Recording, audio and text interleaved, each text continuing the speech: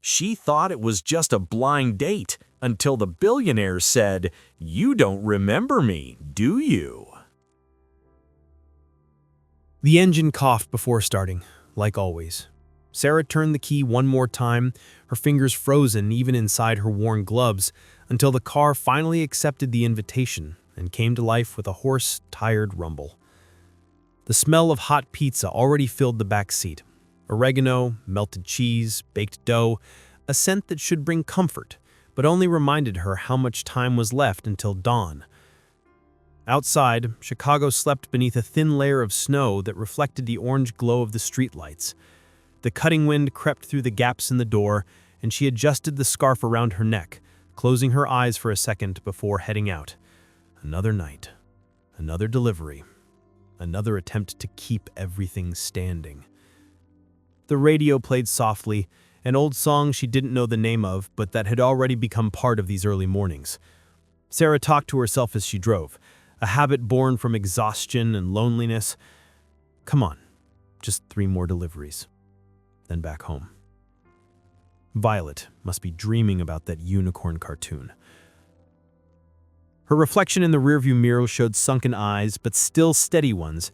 She had learned to hide the weight, to smile at the customer at the door, thank them for the tip, get back in the car and move forward. No one needed to know that when her shift ended, she still woke up startled, afraid she wouldn't be able to pay the rent. No one saw that behind the calm existed a woman on the edge of an abyss she had built herself, with love, sacrifice, and a silent stubbornness. Bronzeville still carried the marks of what it once was. Old buildings, faded facades, children playing in the snow during the day, and locked doors at night. Sarah knew every corner, every bar open late, every face that waved when she passed by with boxes stacked in her arms. This was her world. Small, predictable, safe. Violet was growing up there among neighbors who called her Little Princess, and a public school where Sarah attended every meeting, even when her body begged for rest. It was a hard life, but it was theirs. And Sarah had learned the hardest way possible that no one would protect her daughter better than she would herself. That's why giving up wasn't an option. Stopping, not even a thought. The loneliness hit hardest in the pauses, at red lights, when the silence got too loud. In the early morning hours when she came home and found Violet asleep, hugging her threadbare teddy bear, and wondered if this was enough, if she was enough. Because Sarah knew the girl deserved more, deserved outings that weren't just to the neighborhood playground, deserved new clothes, not the ones June, the pizzeria owner, set aside from bizarre leftovers. Deserved a mother who didn't come home smelling like onions and cheese with red eyes from exhaustion. But what Sarah could offer was presence. It was waking up early to braid her daughter's hair. It was never, ever letting her feel that she was alone in this world. She pressed her wrist against the boxes before each delivery, a mechanical gesture, almost tender, checking if they were still warm. It was something no one told her to do, but that Sarah insisted on repeating. Maybe because, deep down, she wanted to make sure that someone, somewhere, received something warm, comforting, made with care. Something she herself rarely felt. Chicago's cold wasn't just in the streets. It was inside her, too. In that empty space that fear occupied. In the heart she had locked up tight after learning that trusting could hurt more than any physical blow. But the pizza needed to be warm. That, at least, she controlled. The night dragged on slowly, like always. Sarah delivered, smiled, thanked, returned. The GPS indicated the next address, and she obeyed without question. It was easier that way. Follow the route. Don't think too much. Don't dream too much. Because dreams were dangerous when you could barely pay the bills of the present. And yet sometimes, while driving, Sarah caught herself imagining what it would be like to have someone waiting for her at home. Someone who shared the weight, who held her hand, who looked at Violet with the same fierce love she felt. But then the light turned green, and she shooed those thoughts away like swatting mosquitoes in the summer. Fantasies didn't pay rent. The radio crackled. The metallic voice from dispatch echoed in the car. "Sarah, we've got one more. Gold Coast. Penthouse." She frowned. Gold Coast, the neighborhood of skyscrapers, balconies overlooking the lake, people who lived in a world completely different from hers. Sarah never liked delivering there, not because the customers were bad, but because each visit was a painful reminder of everything she would never have. But she pressed the radio button and responded with a steady voice. On my way. Because that's what she did. Moved forward. Always. The car picked up speed, cutting through the frozen night, taking Sarah toward an address that without her knowing would change everything. The elevator was all mirrors. Sarah avoided her own reflection as she went up. She didn't want to see the exhaustion stamped on her face, the smudged makeup she didn't even remember putting on that morning, her hair pulled back in a hurried bun. The walls reflected multiple versions of her. The pizza delivery woman with the wrinkled uniform, gloves stained with sauce, hot boxes pressed against her chest. The scent of the place was different, something expensive, woody, as if even the air there cost more. She pressed her lips together, adjusted the boxes, and took a deep breath. One more delivery, that's all. Deliver, get paid, leave. Simple. But something in the silence of that elevator made her uneasy, as if she were about to cross an invisible line between two worlds that should never touch. The doors opened to a hallway lit by discreet fixtures, where the carpet was so plush it muffled the sound of her footsteps. Only 2 doors. Duplex penthouse. Sarah checked the number on the paper, walked to the one on the left, and rang the doorbell. The sound echoed from the other side, soft, elegant, nothing like the shrill doorbell of her apartment in Bronzeville. She waited, rocking slightly on her heels, feeling the weight of hours of work on her back. Then she heard footsteps. The lock turned, and when the door opened, Sarah looked up, and something inside her hesitated, for no apparent reason. Maybe it was the way he looked at her, or maybe it was the fact that, for the first time in years, someone seemed to truly see her. Colin Walsh was tired. That was evident. His white shirt had rolled up sleeves. His dark hair was messy, as if he'd run his hands through it several times. His light eyes marked by poorly slept nights. But there was something more. A presence. A stillness. He wasn't like the other Gold Coast customers who opened the door in a hurry, paid without looking at her face, and returned to their crystal lives. Colin stopped, looked at her, really looked, and Sarah, used to being invisible, felt her stomach tighten with that brief, intense silence. "Pizza?" she said, lifting the boxes with an automatic smile. He blinked, as if returning from somewhere distant. "Yes, sorry. Come in. No, wait. How much is it?" She told him the amount. He grabbed his wallet, but his fingers hesitated over the bills. "Do you do this every day?" he asked, and his voice had something different. It wasn't condescension, it wasn't pity, it was genuine curiosity. Sarah blinked, surprised. "Every night," she corrected, with a half smile. "The overnight shift pays a little more." He nodded slowly, as if processing that. "Must be hard." Sarah shrugged. "Life is hard. We just choose how to carry the weight." The phrase came out without thinking, and she almost regretted it. It was too intimate for a stranger. But Colin smiled. A tired smile, but real. "True," he murmured.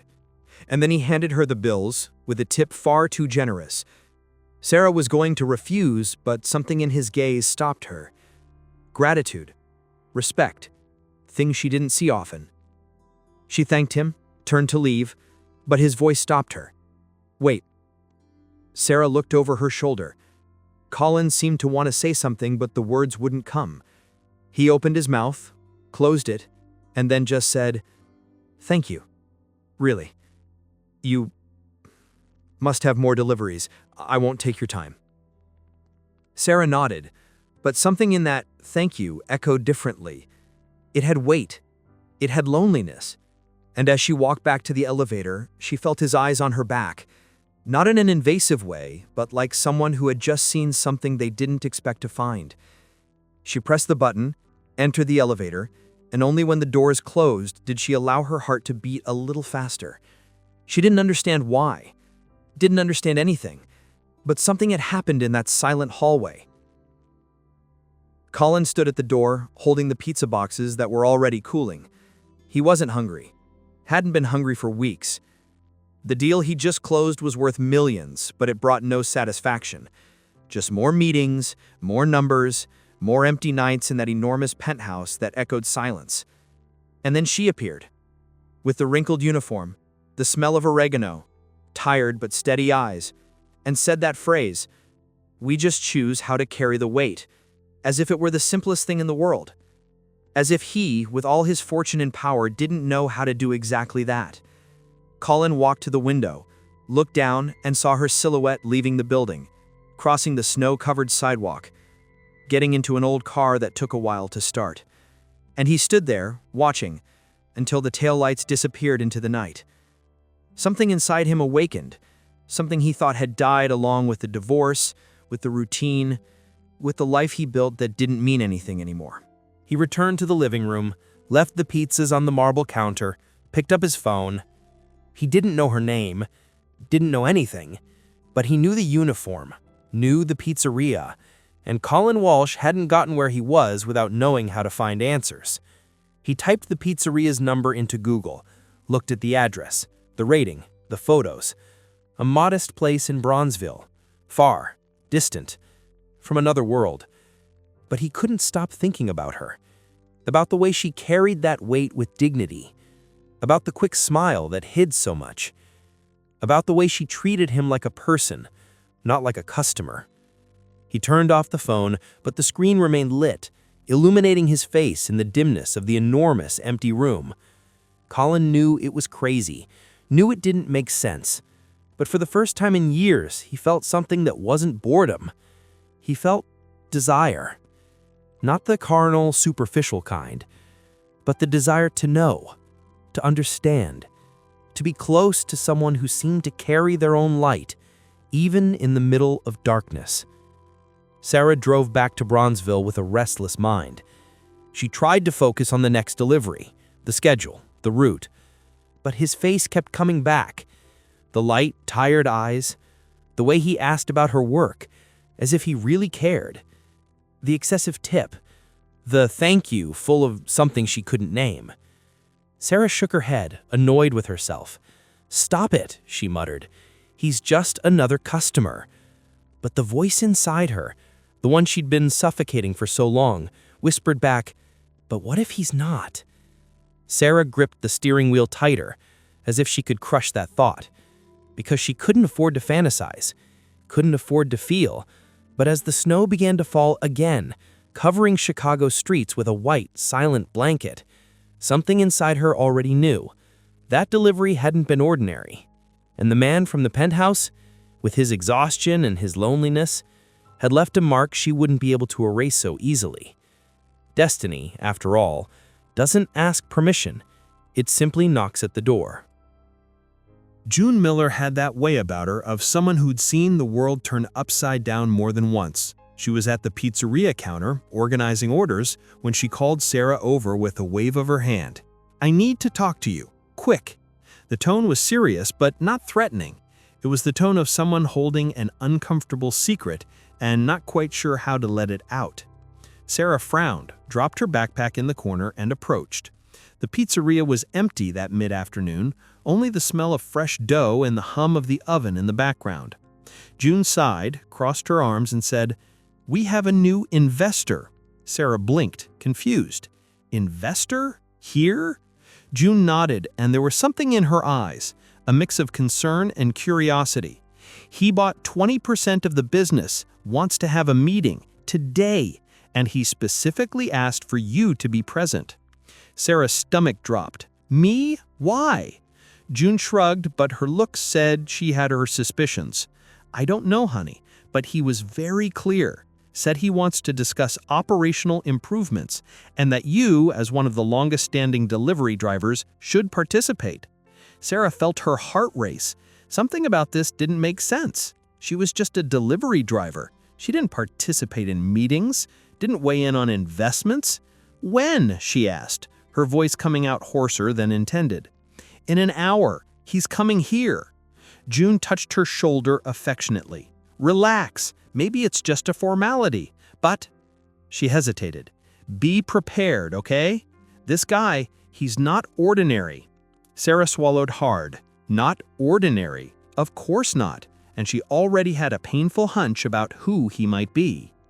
When Colin Walsh walked through the pizzeria door, Sarah was sitting at one of the back tables, hands clasped in her lap, heart beating so loud she thought he might hear it. He wore a dark wool coat, hands in his pockets, hair still slightly messy, but now there was something different. He seemed nervous. Not with the posture of someone used to boardrooms and million-dollar negotiations, but with the vulnerability of someone about to do something risky. He greeted June, exchanged some polite words, signed papers, and then finally, he turned and walked to the table where Sarah waited. He stopped a step away, and when she looked up, his light eyes met hers. "You don't remember me, do you?" he asked with a sad half-smile. And Sarah, despite everything, couldn't lie. "I remember," she whispered. And the silence between them grew heavy, loaded with everything that hadn't been said yet. He sat down across from her, without asking permission, but in a way that didn't seem invasive. It seemed desperate. "I know this is strange," Colin began, words coming out fast, as if he'd rehearsed but was now improvising. "I know you must be confused, scared, maybe, and I'd understand if you got up and walked out of here right now." Sarah didn't move. She just stared at him, waiting. He took a deep breath. "I couldn't forget you, since that night. I tried to go back to the routine, to business, to the life I know. But," he shook his head as if even he didn't believe what he was saying, "you said something that night, about choosing how to carry the weight, and I realized I don't know how to do that. I just pile it up until I don't feel anything anymore." His voice faltered. Sarah felt something tighten in her chest, anger, fear, and worse yet, understanding. "So you bought part of the pizzeria?" Sarah asked, her voice low, controlled. "To see me again?" Colin nodded, not looking away. "Yes, and before you think I'm a stalker or some dangerous lunatic, I swear I'm not. He ran his hand through his hair, frustrated with himself. "I just wanted a chance to know you, really, not as customer and delivery driver, but as people." Sarah let out a short laugh without humor. "You have no idea how that sounds, do you?" He closed his eyes for a second. "I do. I know, but I didn't know how else to find you. I don't have your number, don't know where you live, and I didn't want to invade your life that way. So I thought, if I became part of the place where you work, maybe you'd give me a chance." Sarah remained silent, her heart torn between indignation and something dangerously close to hope. She leaned forward, eyes fixed on him. "Do you have any idea what my life is like? I wake up at 6 in the morning, get my daughter ready, take her to school, rush back home, clean, cook, pick her up again, help with homework, give her a bath, put her to bed, and then I come here and work all night driving through this freezing city, delivering pizza to people like you who live in a world I can't even imagine." Her voice trembled, but not from weakness, from a contained strength that Colin had never seen before. "I don't have time for games, don't have room for illusions. I have a daughter who depends on me. And if you think you can enter my life with money and grand gestures, you're very wrong." Colin didn't look away. He just said, with a calm that seemed to cost everything, "I don't want to enter your life with money. I want to enter with honesty. And if that means you're going to send me away now, I'll respect that. But at least you'll know the truth." Sarah took a deep breath. She should get up, should leave, should protect herself and Violet from this madness. But then she looked at him, really looked at him, and saw something she recognized. Loneliness, exhaustion, the weight of an entire life being carried without help. And she realized he wasn't lying. He was as lost as she was, just in different ways. "One chance," she finally said, her voice firm but her heart racing. "One. And if you do anything that puts my daughter at risk or makes me feel like I was an idiot for trusting, I'll disappear from your life and you'll never see me again." Colin nodded, and for the first time since he'd entered, he smiled, a small smile, relieved, almost shy. "One chance," he repeated. "That's all I need." And as June watched from the kitchen with a discreet smile on her lips, Sarah wondered if she had made the biggest mistake of her life, or if finally she had allowed destiny to do its work. Lincoln Park Zoo had that late autumn smell. Dry leaves, damp earth, sweet popcorn being sold from carts. Violet ran ahead, her bright pink coat contrasting with the brown and golden tones around her, curls bouncing with each excited step. Sarah walked right behind, hands in her pockets, an involuntary smile on her lips as she watched her daughter point at each animal with contagious enthusiasm. And beside her, Colin. He had suggested the outing 3 days ago, with a hesitation so genuine that Sarah couldn't refuse.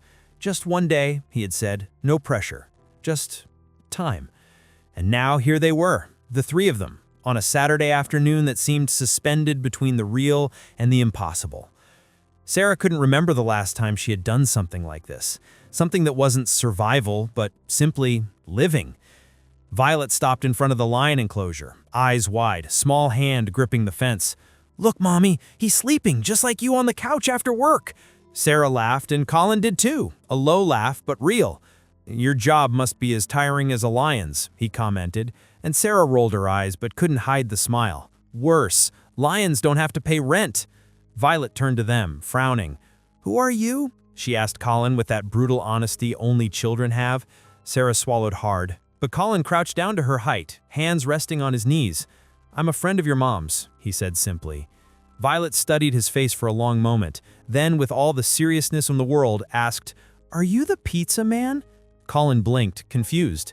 Sarah burst out laughing. "She saw you that night," Sarah explained, still laughing, "when you showed up at the pizzeria. She was there with June because the babysitter couldn't make it, and now she thinks you're the pizza man."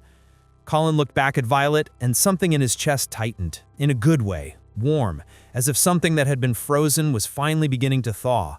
"Yeah, I'm the pizza man." Violet nodded satisfied and took his hand without ceremony. "Then come on, I want to see the bears." And she pulled him, small and determined, while Sarah stayed back for a moment watching the scene. Her heart was doing strange things, beating fast, tightening, opening up. She didn't know if she was ready for this, didn't know if they were ready. But seeing Colin being dragged by Violet, the genuine smile on his face, made something inside her give way, just a little. The days that followed were like that, small moments that accumulated, building something Sarah was afraid to name.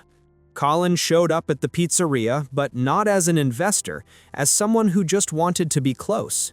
They had coffee while Sarah waited for her next shift, and he told stories about corporate life that seemed absurd, but made her laugh. He asked about Violet, not invasively, but with real interest. And when Sarah finally invited him to the apartment one afternoon when the babysitter had canceled and she needed to pick up her daughter from school, Colin entered that cramped space with peeling walls and old furniture and showed nothing but respect.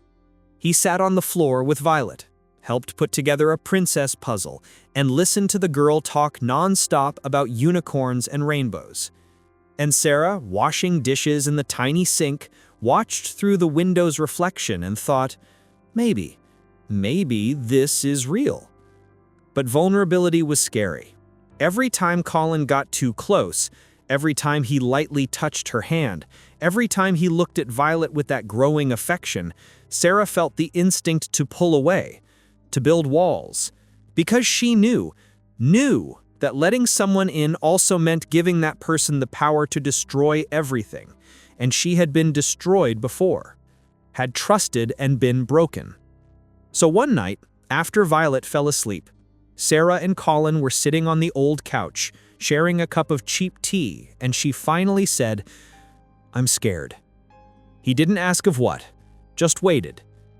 "Scared that this is too good to be true," she continued, her voice trembling. "Scared that you'll wake up one day and realize my life is too small, that I'm too small." Colin turned his body toward her, took her hand between his, warm, firm, real. "Your life isn't small, Sarah. Your life is immense. You raised a child alone. You work every day without giving up. You carry the world on your shoulders and still smile." He squeezed her hand. If anyone here is small, it's me, because I spent years living large on the outside and empty on the inside. Until you. Weeks later, on a cold afternoon at Navy Pier, with Lake Michigan reflecting the gray of the sky, Colin stopped mid-walk. Violet was a few steps ahead, pointing at the seagulls, and Sarah was about to call her back when she noticed Colin had knelt down. Not on the ground, but at her height. He held both of Sarah's hands and there were tears in his eyes. "I don't know how to make pretty speeches," he began, his voice hoarse. "I don't know how to promise everything will be perfect, but I know that since I met you, I wake up and have a reason. I look at the future and see something beyond meetings and numbers." He looked at Violet, who now watched curiously, and then back at Sarah.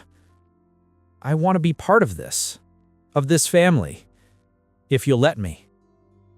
Sarah was crying, didn't know when she'd started, but tears fell freely. Violet ran to them, wedging herself into the middle of the embrace, and Colin wrapped his arms around her too, the three of them there, in the freezing wind, forming something new.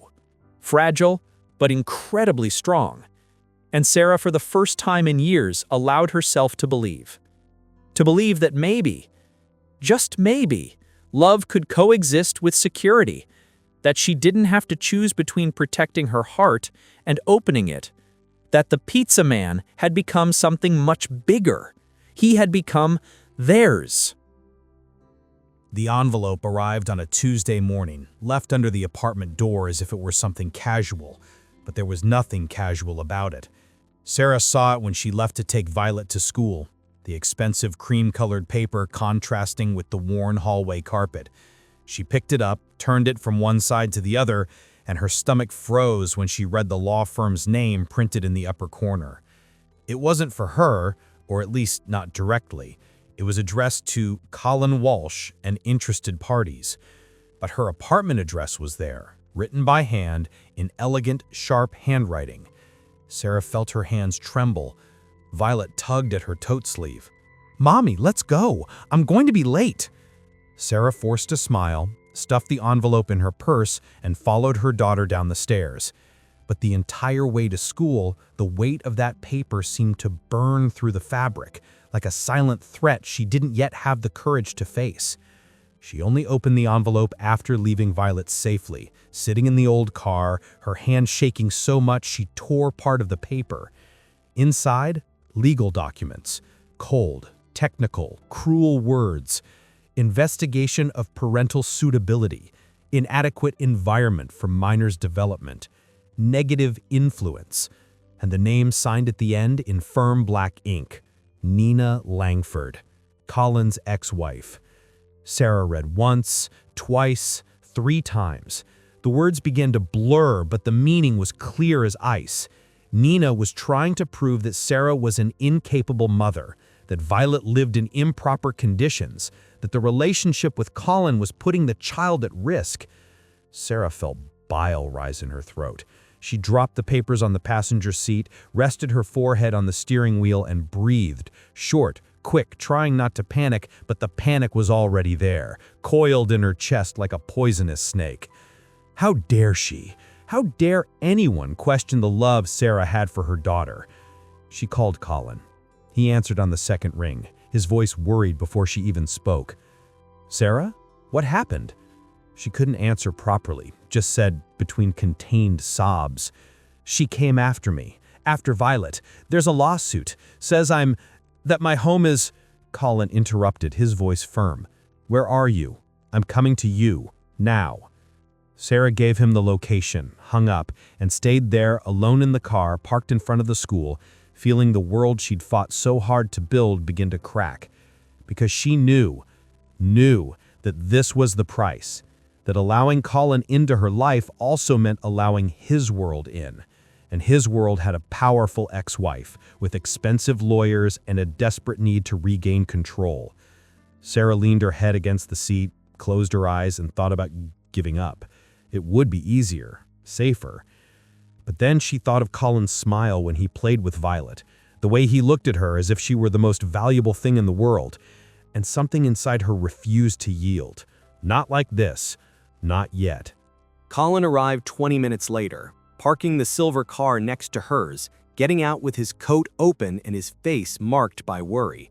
He got into her car without asking permission, grabbed the documents, read quickly, and his jaw locked. "She won't succeed," he said, his voice low but loaded with contained anger. "She has nothing. This is just intimidation." Sarah shook her head, tears finally falling. "But what if she does? What if some judge looks at my life and decides Violet deserves more? That I'm not enough?" Colin dropped the papers, turned to her, and held her face between his hands, forcing her to look into his eyes. "You are enough. You're the best mother Violet could have, and I'm going to prove it. I have lawyers, I have resources, and I have the truth." Sarah wanted to believe, wanted so badly to believe, but the fear was greater. "Maybe it's better if I walk away," she whispered. "Maybe if you and I aren't together, she'll give up." Colin closed his eyes, the pain visible, but when he opened them, there was determination. "If you want to walk away because you don't love me, I'll respect that. But if it's just out of fear, then let me fight with you. Not alone. Never alone again." Nina Langford wasn't playing around. In the following days, the attacks began, subtle but devastating. Investigators showed up at Violet's school, asking questions. Neighbors were approached. The pizzeria received a surprise inspection that clearly wasn't a coincidence. Sarah felt the siege closing in, and with each passing day, the weight in her chest increased. She could barely sleep, could barely eat. Violet noticed something was wrong. She became quieter, more clingy with her mother, as if sensing the approaching storm. And one night, after putting her daughter to bed, Sarah sat in the kitchen with a cup of cold tea in her hands and seriously considered taking Violet and disappearing, going to another city, starting over, because maybe that's what she should have always done, run before the pain caught up with her. But then the doorbell rang. It was Colin, and he wasn't alone. He came in with a thick folder accompanied by a woman in an impeccable suit, his lawyer. They sat at the small kitchen table, and Colin opened the folder, revealing stacks of documents, photos, testimonies. "I gathered everything," he said, his voice steady. "Testimonies from Violet's teacher, the pediatrician, the neighbors, June, photos of the school, activities, drawings she makes at home, medical records showing she's healthy, happy, well cared for." He pushed the folder towards Sarah. "Nina has nothing. She's desperate because the divorce ruined her public image. She wants to hurt me and figured the way to do that was through you." The lawyer leaned forward. "With this evidence, her case won't hold up, but you need to be willing to fight." Sarah looked at the folder, at the proof that her life, however humble, was full of love. And then she looked at Colin, at the man who could have simply walked away, protected himself, but chose to stay. She took a deep breath, wiped away her tears, and nodded. "Let's fight." And for the first time since the envelope arrived, Sarah felt something beyond fear. She felt fury, because no one was going to take her daughter from her. Not some rich socialite, not the system, not fear. She was going to protect what was hers, and this time she wasn't alone. The courtroom was silent in a way that hurt the ears. Sarah sat in the hard wooden chair, sweaty hands clasped in her lap, heart beating so hard she was certain everyone in the room could hear it. Colin was beside her, his hand resting on hers, firm, warm, real. On the other side of the room, Nina Langford was impeccable, as always. White suit, blonde hair pulled back in an elegant bun, posture straight as if she were at a charity gala and not in a courtroom trying to destroy someone's life. She didn't look at Sarah once, didn't need to. The message was already clear. You don't belong in his world. But Sarah wasn't running anymore. She had spent the last few weeks gathering every piece of evidence, every proof that she was, yes, a good mother. And now, sitting in that cold courtroom, she held Colin's hand and waited. The judge entered, and it all began. Nina's lawyer was the first to speak, and each word was a sharp blade. She painted Sarah as a negligent mother, a woman who worked night shifts and left her daughter with inadequate caregivers, talked about the small apartment, the dangerous neighborhood, the lack of resources, spoke as if poverty were synonymous with incompetence. Sarah felt her nails dig into her palms but didn't look away. She refused to give Nina the satisfaction of seeing her break. Then came the defense's turn. Colin's lawyer stood calmly, opened the folder, and began presenting the documents, one by one, methodical, devastating. Testimonies from Violet's teacher, one of the happiest and most well-adjusted students I've ever had. From the pediatrician, healthy child, vaccinations up to date, extremely present mother.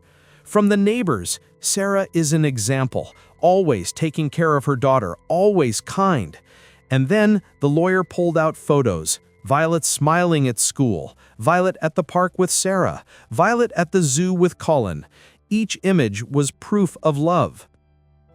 But the decisive moment came when the lawyer called June Miller to the witness stand. The pizzeria owner entered with her simple manner, without heavy makeup or expensive clothes, but with a dignity that filled the room. She swore to tell the truth, sat down, and looked directly at the judge. "I've known Sarah Griffin for 4 years," June began, her voice steady. "She started working for me when her daughter was 2 years old. And from day one, I saw a woman who doesn't give up. She takes the worst shifts, the most dangerous ones, the most exhausting, because they pay better. And you know why? To make sure her daughter has everything she needs." June paused, and there was emotion in her voice now. "I've seen Sarah work sick, seen her work on her own daughter's birthday. And you know what she did with the extra money?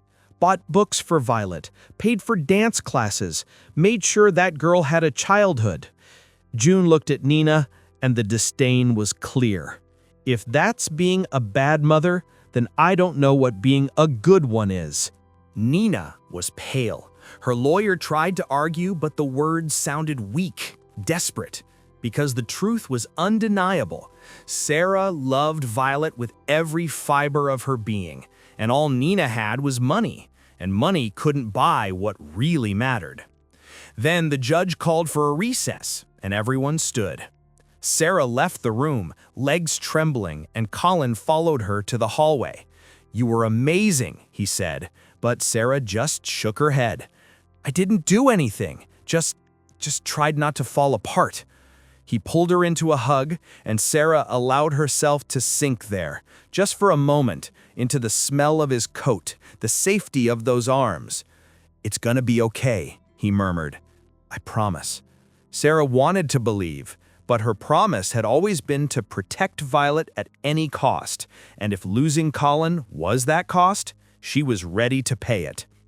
But before she could say that, the courtroom door opened. The judge was back. The verdict came quickly, without preamble. The judge adjusted his glasses, looked at both parties, and said, "After reviewing all the evidence presented, it's clear that Ms. Langford's petition has no merit. Sarah Griffin has demonstrated herself to be a dedicated, responsible, and loving mother. The environment where the child lives, though modest, is safe, clean, and stimulating. There is no reason to question custody." He banged the gavel. "Case dismissed." Sarah couldn't move. The words took a second to penetrate, and when they finally did, she felt her legs weaken. Colin held her, and she heard his voice, hoarse with emotion. "You did it! We did it!" Sarah looked back and saw Nina leave the courtroom, her face a mask of contained fury. But Sarah didn't feel victory. She felt relief. She felt freedom. Because for the first time in weeks, she could breathe. Violet was safe. They were safe. Later that same night, after picking up Violet from June's house and hugging her for long minutes, Sarah and Colin sat on the old apartment couch. Violet slept in the bedroom, teddy bear clutched against her chest, oblivious to the weight that had been lifted from her mother's shoulders. Colin had a new folder in his hands, but this time it wasn't full of testimonies or evidence. It was something different. He opened it slowly, and Sarah saw the adoption papers. "I want to do this the right way," Colin said, his voice trembling. "Not because I think you need me, but because I want to be part of this, officially, legally, forever." He looked at her, eyes shining with unshed tears. "If you'll let me, I want to adopt Violet, want to be the father she deserves. And I want both of you to know I'm not going anywhere." Sarah couldn't speak, just nodded, tears falling freely now, and he pulled her close. They stayed there, in silence, holding each other while the small apartment with its peeling walls and old furniture transformed into the safest place in the world. Weeks later, in the courthouse again, but this time it was different. There was no hostility, no fear. Just Sarah, Colin, and Violet wearing a new little dress Colin had bought, feet swinging in the chair while the judge signed the papers. "Congratulations," he said, smiling. "Officially, Colin Walsh is now the legal father of Violet Griffin." Violet looked up, confused. "Does that mean he's my real dad now?" Sarah nodded, smiling through tears. "Yes, sweetheart, forever." Violet jumped from the chair and ran to Colin, who picked her up, pressing her against his chest as if holding the most precious thing in the world. And maybe he was, because there, in that silent courtroom, a family had been formed, not by blood, but by choice, by love, by the courage to believe that destiny, sometimes, knows exactly what it's doing. Sarah looked at Colin, at Violet, and whispered softly, just for him to hear, "You weren't just a delivery. You were destiny knocking at my door." And Colin, holding the two women who changed everything, just smiled, because he knew. He'd always known. Since that first night when she appeared with the hot pizzas and tired eyes, he knew he'd found something he couldn't let slip away. He'd found home. Just as Sarah discovered that love can change everything, each of us also carries that power of transformation within ourselves. Her story reminds us that no matter how difficult the journey, no matter how many doors close or how many obstacles appear along the way, when the heart is open to truth, when courage overcomes fear, love finds its place. Sarah worked through Chicago's freezing early mornings, supporting her daughter alone, believing her life was too small for great passions. But destiny doesn't ask if we're ready. It simply arrives, disguised as a pizza delivery, a tired look, a sincere question. And when it arrives, it's up to us to choose. Close the door or let it in. Stories like this show us that it's never too late to start over and believe in love. That happiness doesn't choose an address, doesn't require wealth, doesn't ask permission. It's born in the most unlikely places, in a mirrored elevator, in a silent courtroom, in a small apartment where 3 hearts decided to become a family. And the most beautiful thing of all is realizing that true love doesn't invade, doesn't force, doesn't demand. It waits, it respects, it fights alongside us. Not for us, but with us. Colin didn't save Sarah, they saved each other. And that's the essence of every great love story. The meeting of 2 souls who choose day after day to build something greater than the sum of their loneliness. If this story touched you, if it awakens something dormant in your chest, write in the comments, "Love transforms lives." Because by declaring that, you're not just reacting to a story, you're recognizing the truth that lives within you. You're allowing that truth to gain voice, form, reality. And maybe by doing so, you're also opening the door to your own destiny, which might be waiting patiently on the other side, ready to change everything. And this was just one of the many stories that will still move you here. Because as long as there are hearts beating, as long as there are people brave enough to love despite fear, there will always be a new story to tell. And who knows, maybe the next one will be yours.